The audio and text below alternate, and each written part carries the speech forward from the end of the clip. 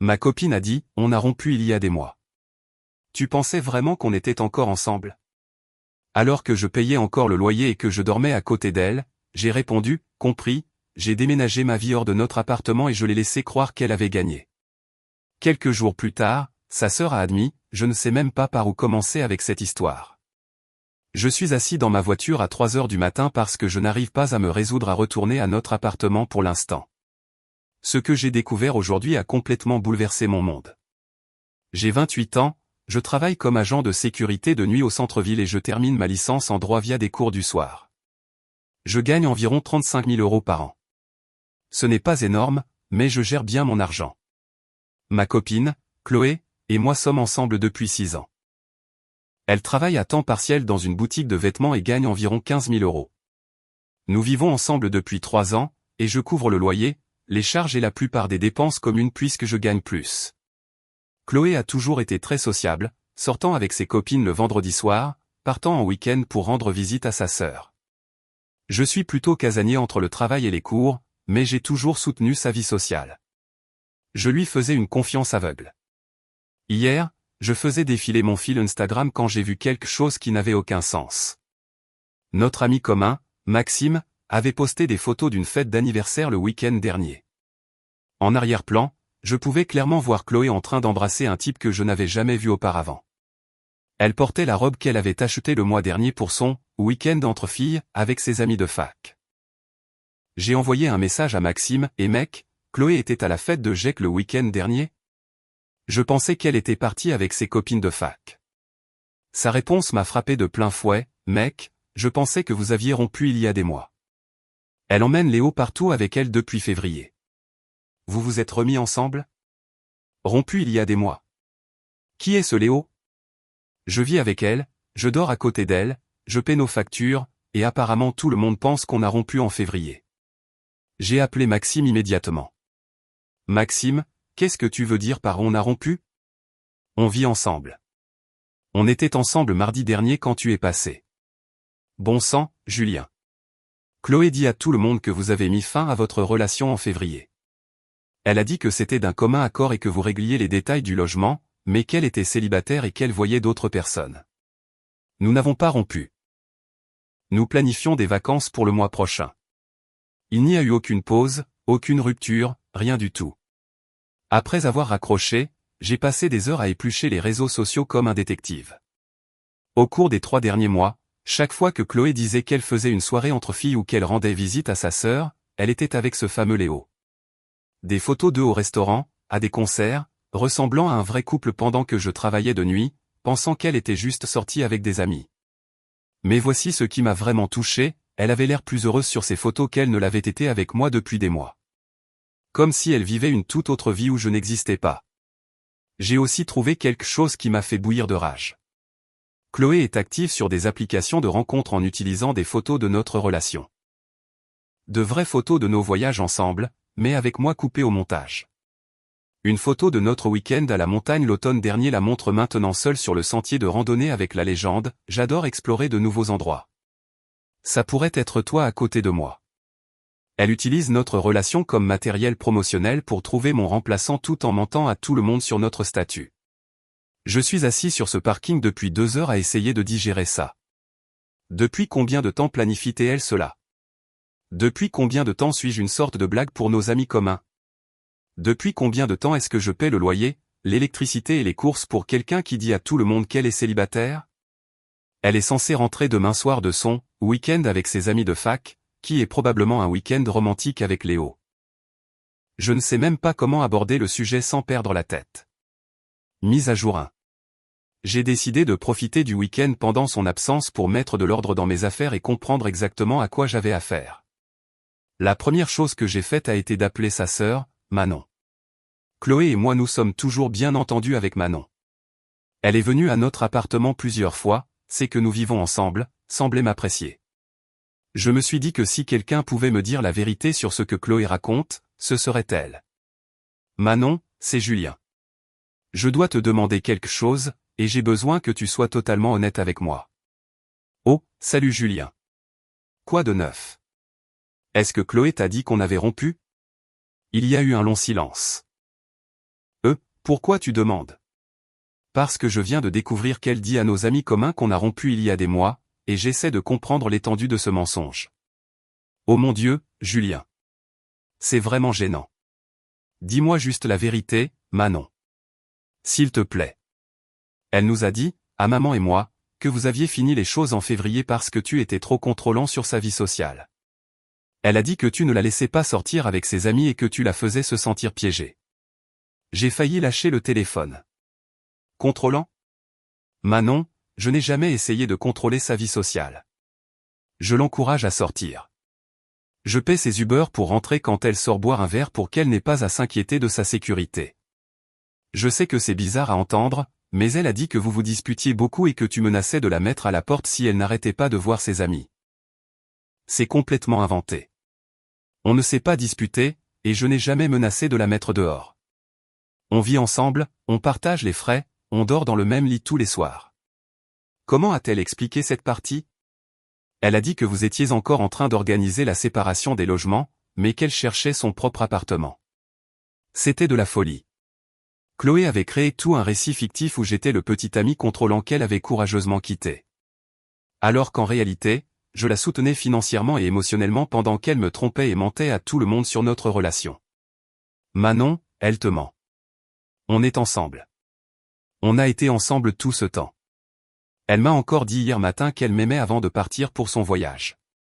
Ça n'a aucun sens. Elle demande de l'argent à maman pour aider avec le loyer parce que sa colocation ne se passait pas bien. Et voilà. Chloé disait à sa famille qu'elle avait besoin d'aide financière parce que sa situation de logement était instable, alors que je payais 100% de notre loyer et des dépenses. Elle jouait sur les deux tableaux, obtenant de l'argent de moi et de sa famille en mentant sur notre statut relationnel.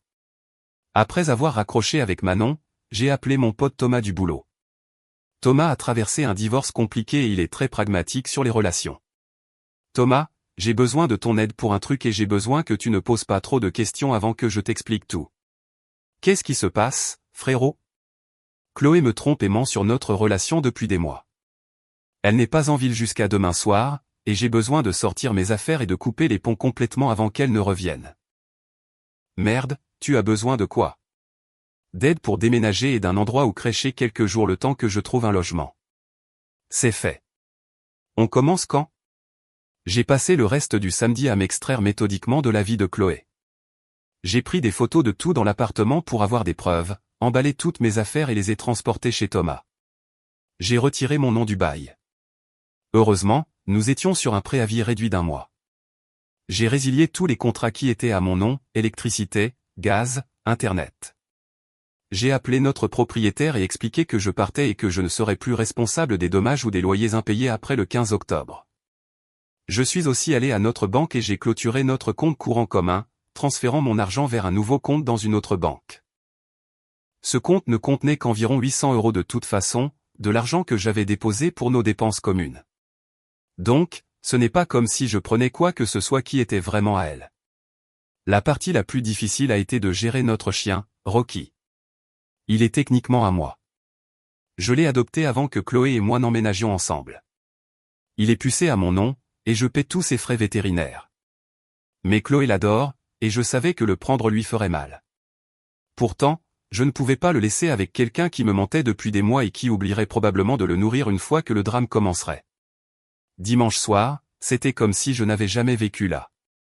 Tous mes meubles, mes vêtements, mes livres, mes ustensiles de cuisine, même mes plantes vertes. Tout avait disparu. J'ai laissé ses affaires intactes, mais j'ai retiré tout ce qui était à moi ou que j'avais payé. L'appartement avait l'air complètement différent avec juste ses affaires. J'ai écrit une courte note et je l'ai laissée sur le comptoir de la cuisine. Chloé, je suis au courant pour Léo. Je suis au courant des mensonges que tu racontes à tout le monde sur notre rupture. Je suis au courant pour les applis de rencontre. C'est fini. Ne me contacte pas. L'électricité et le gaz seront coupés lundi puisqu'ils étaient à mon nom. Le propriétaire sait que je pars. Ta part du loyer de ce mois-ci est couverte, mais après ça, c'est ta responsabilité. Julien. J'ai laissé ma clé sur la note, jeté un dernier coup d'œil et je suis parti. Ce matin, j'ai reçu un appel de Manon. Julien, Chloé m'a appelé en pleurant, demandant si je pouvais lui envoyer de l'argent pour la facture d'électricité. Elle a dit que son colocataire avait déménagé soudainement et lui avait laissé toutes les charges. Est-ce que je devrais? Non, Manon. Ne lui envoie pas d'argent. Elle a 26 ans et elle te ment depuis des mois sur notre relation. Il est temps pour elle de comprendre comment s'assumer seule. Mais si elle ne peut pas payer le loyer? Alors elle devra trouver un endroit moins cher ou retourner vivre chez vos parents. Ce n'est plus mon problème, et ça ne devrait pas être le tien non plus. Chloé m'appelle et m'envoie des SMS non-stop depuis qu'elle est rentrée hier soir, mais j'ai bloqué son numéro. Elle a essayé d'appeler depuis différents numéros, mais je ne réponds à rien que je ne reconnais pas. Je sais qu'elle panique probablement parce que toute son installation vient de s'effondrer. Mais honnêtement, c'est ce qui arrive quand on essaie de mener une double vie. Elle voulait tellement être célibataire qu'elle a convaincu tout le monde qu'elle l'était. Maintenant, elle peut réellement être célibataire et gérer toutes les responsabilités qui vont avec. Je reste chez Thomas encore une semaine pendant que je cherche un nouvel appartement. C'est bizarre de recommencer à zéro à 28 ans, mais aussi un peu libérateur. Pour la première fois depuis des années, je ne suis responsable que de mes propres factures et de mes propres choix. D'autres mises à jour à venir au fur et à mesure que la situation évolue. Mise à jour 2. Les choses ont considérablement escaladé depuis ma dernière mise à jour, et je suis honnêtement choqué par le désespoir et la manipulation dont Chloé fait preuve maintenant que son filet de sécurité a disparu. D'abord, laissez-moi aborder ce qui s'est passé quand elle est rentrée de son week-end. Thomas a une caméra de sécurité dans sa résidence. Et dimanche soir vers 23h, on a vu la voiture de Chloé se garer dehors. Elle est restée assise là environ 20 minutes avant de sortir et de marcher autour du bâtiment, essayant de deviner quel appartement était le sien. Thomas et moi avons regardé depuis sa fenêtre alors qu'elle appelait mon téléphone à plusieurs reprises, faisant les 100 pas sur le parking. Finalement, elle a abandonné et est partie, mais pas avant d'avoir laissé un mot sur la voiture de Thomas qui disait « Julien, s'il te plaît, appelle-moi.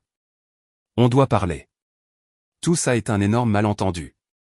C'est, lundi matin, je suis allé voir mon superviseur au travail et j'ai expliqué que je gérais une situation personnelle et que j'aurais peut-être besoin d'une vigilance accrue de la sécurité au cas où mon ex-copine essaierait de me contacter au travail. Mon superviseur a été cool et a dit qu'il garderait un œil ouvert. Heureusement que je l'ai fait, car mardi soir vers 2h du matin pendant ma garde, Chloé s'est pointée au complexe de bureau où je travaille. Je faisais ma ronde quand j'ai reçu une alerte indiquant que quelqu'un était entré dans le parking souterrain. Nos caméras de sécurité ont tout filmé. Chloé a marché droit vers l'entrée principale et a commencé à frapper sur les portes vitrées pour essayer d'attirer mon attention. Quand je n'ai pas répondu, elle est retournée à sa voiture et est restée assise là, moteur tournant, pendant plus d'une heure. J'ai appelé mon superviseur et la sécurité du bâtiment, et ils ont examiné les images le lendemain matin. La voir à la caméra comme ça, l'air désespéré et instable, m'a vraiment fait réaliser à quel point je connaissais mal la personne avec qui je vivais depuis 6 ans. Ce qui m'a vraiment dérangé, c'est à quel point son approche était calculée. Elle connaissait mes horaires, savait que je serais seul, savait que je ne pouvais pas simplement quitter mon poste. Elle essayait de forcer une confrontation dans un endroit où je ne pourrais pas facilement m'échapper ou l'éviter. Mercredi, j'ai reçu un SMS de Maxime. Mec, Chloé s'est pointée à mon appart pour demander si je savais où tu habitais. Elle pleurait et disait que tu l'avais abandonnée et que tu avais tout pris. C'est vrai? J'ai rappelé Maxime et expliqué toute la situation, les mensonges sur notre rupture, la manipulation financière, la double vie. Sa réponse était exactement ce que j'avais besoin d'entendre. Bordel, Julien, je n'avais aucune idée. La façon dont elle parlait de votre rupture, elle donnait l'impression que c'était mutuel et que vous tourniez tous les deux la page. Elle n'a jamais mentionné que tu payais encore le loyer et que vous viviez ensemble.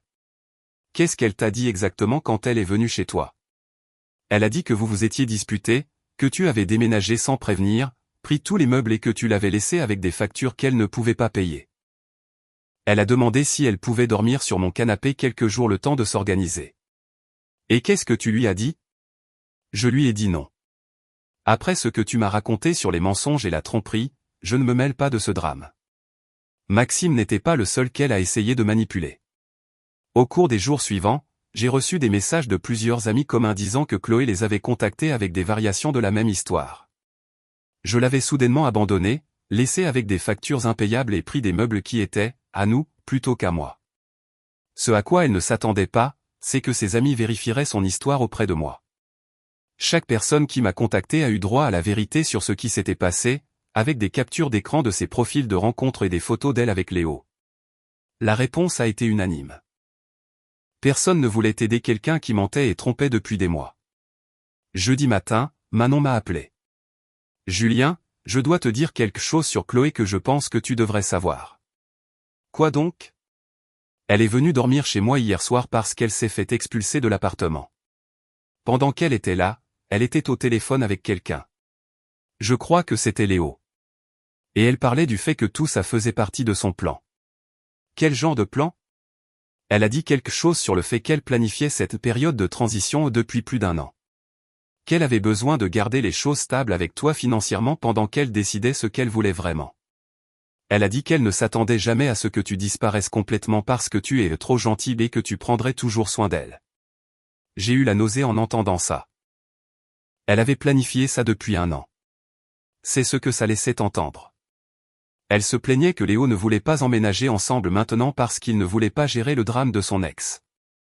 Elle semblait en colère que son plan se soit retourné contre elle. Donc, voilà. Chloé n'était pas confuse sur ce qu'elle voulait ou ne traversait pas une mauvaise passe dans notre relation. Elle avait systématiquement planifié de me remplacer tout en m'utilisant comme soutien financier et émotionnel pendant sa transition. Elle m'avait gardé comme filet de sécurité pendant qu'elle construisait sa stratégie de sortie. La partie la plus satisfaisante de l'appel de Manon a été ce qui a suivi. « Julien, je voulais que tu saches que maman et moi n'allons plus l'aider financièrement. Après avoir appris la vérité sur ce qu'elle t'a fait, on est toutes les deux dégoûtées. Elle a 26 ans et elle doit apprendre à s'occuper d'elle-même au lieu de manipuler les gens qui tiennent à elle. J'apprécie ça, Manon. Vraiment. Elle ment à toute notre famille depuis des mois, nous faisant croire que tu étais contrôlant et abusif alors que tu la soutenais tout ce temps.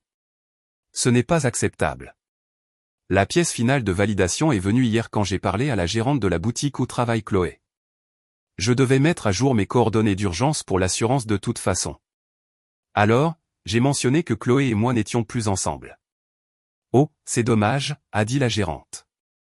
Bien que je dois dire que ça explique certaines choses sur son comportement ces derniers temps. Comment ça ? Elle s'est fait porter pâle beaucoup plus souvent. Et quand elle est là, elle passe la plupart de son temps sur son téléphone à envoyer des SMS. On a dû lui parler à cause de plaintes de clients parce qu'elle était distraite et impolie. Depuis combien de temps ça dure ? Depuis environ février, je dirais juste au moment où elle a commencé à parler de ce nouveau petit ami qu'elle voyait. Même au travail, l'attention de Chloé était sur sa double vie plutôt que sur ses responsabilités. Elle se la coulait douce à son travail pendant que je portais le fardeau financier de notre vie commune. Je suis installé dans un studio maintenant. Rien de chic, mais c'est propre, abordable et complètement à moi. Rocky adore avoir son propre espace à nouveau.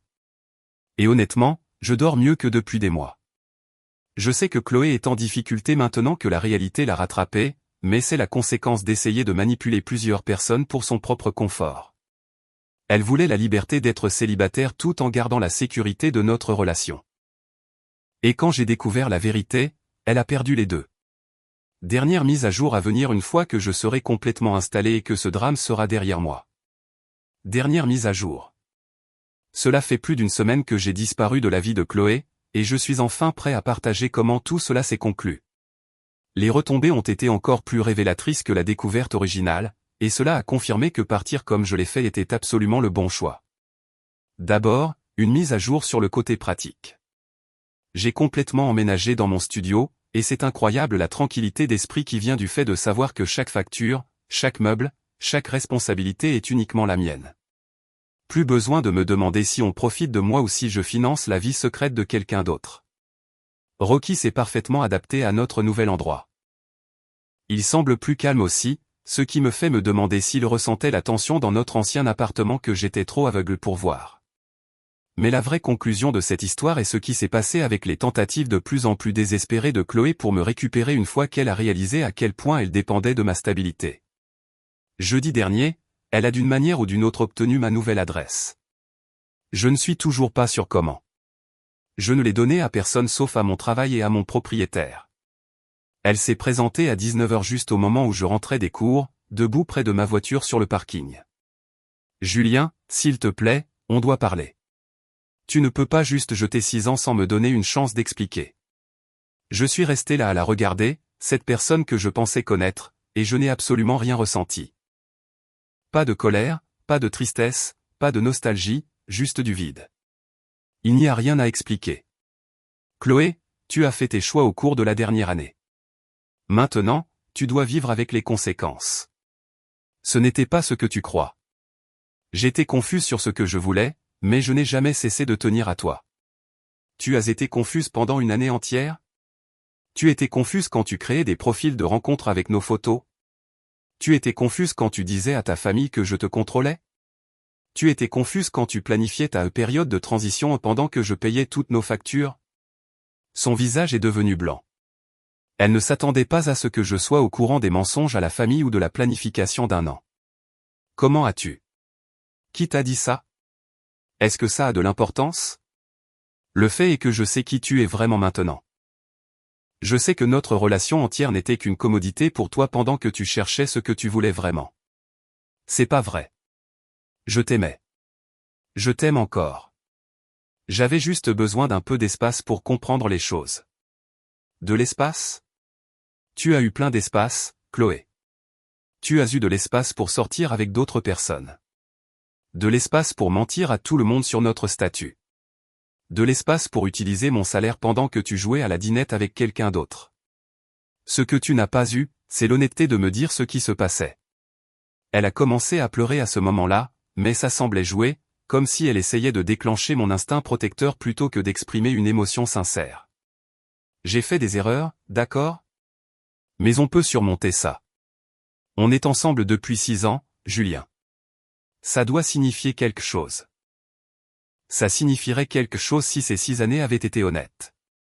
Mais je n'ai aucune idée de quelle part de notre relation était réelle et quelle part n'était que toi m'utilisant comme filet de sécurité.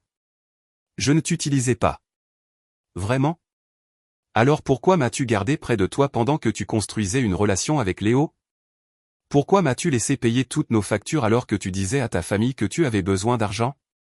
Pourquoi as-tu menti à tout le monde sur notre statut à moins que tu ne tires un avantage à me garder dans ta vie? Elle n'a pu répondre à aucune de ces questions, ce qui était une réponse en soi. La conversation s'est terminée avec elle me suppliant de reconsidérer, promettant qu'elle mettrait fin aux choses avec Léo, promettant qu'elle serait honnête à partir de maintenant, promettant qu'elle changerait. Mais les promesses de quelqu'un qui ment depuis 1 an ne signifient rien. Chloé, même si tu étais sincère à propos de changer, ce dont je doute, la confiance est complètement partie. Je ne peux pas être dans une relation où je dois constamment me demander si tu me dis la vérité ou si tu planifies ta prochaine stratégie de sortie. Alors c'est tout? Tu vas juste disparaître sur 6 ans comme si ça ne voulait rien dire? Je ne disparais pas sur 6 ans. Je m'éloigne de quelqu'un qui a disparu sur 6 ans tout en faisant semblant d'être encore dans la relation. C'était la dernière fois que je la voyais. Au cours du week-end, j'ai appris par Maxime que la situation avec Léo s'était effondrée. Apparemment, une fois qu'il a réalisé que le drame impliquait que Chloé mentait et manipulait financièrement son petit ami avec qui elle vivait, il a décidé qu'il ne voulait pas faire partie de ce pétrin. Il a dit à des gens lors d'une soirée qu'il pensait que Chloé était réellement célibataire et qu'il ne se serait pas impliqué s'il avait su la vérité sur sa situation de logement. Donc maintenant, elle a perdu les 2 relations et doit faire face à la réalité financière de s'assumer seule pour la première fois depuis des années. Manon m'a envoyé un SMS hier avec la dernière information dont j'avais besoin pour clore ce chapitre. Chloé est retournée vivre chez papa et maman. Elle raconte à tout le monde que tu as volé tous les meubles et que tu l'as piégée financièrement. Mais maman a mis fin à ça très vite. Maman lui a dit que si elle était assez grande pour mentir et tromper, elle était assez grande pour assumer les conséquences sans jouer la victime. Elle continue de demander si on pense qu'elle devrait essayer de te récupérer.